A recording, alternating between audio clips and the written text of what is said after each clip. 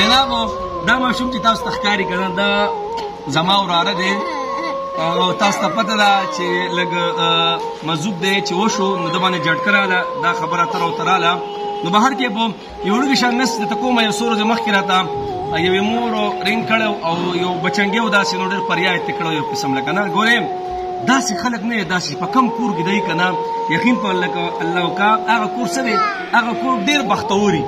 د داسې بندګانو د الله خدمت کول نه دی الله اکبر کبیره زه هغې مور ته او هغې خور ته هغې رور ته هغې پلار ته کو هر څوک چې دی په کم کور کې دی که نه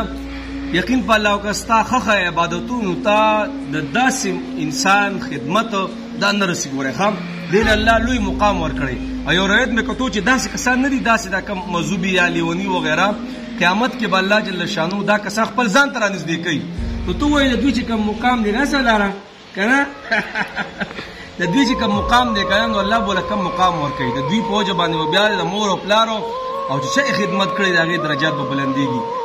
بهر کې په دا ما تاسو سره لږ نن شیر کوم محمد سالار دی او جټکې والی لږه مسله ورته راغلې وه د هغې د وجې نه او حالانکې موږ ډېر وګرځو هر ځای ته موږ لاړو هر ځای ته موږ لاړو چا چې کوم ډاکټر موږ ته ښودلی موږ پرېښی نه دی غرونو ته پسې وختو بهر کې ځه الله ته به منظوره نه وه او سالار تاسو د مخې دی الله دې ورله صحت ورکړي او کم یو کور کې چې داسې وي نو الله دې هغې له صحت ورکړي سالاره څه وې څه وې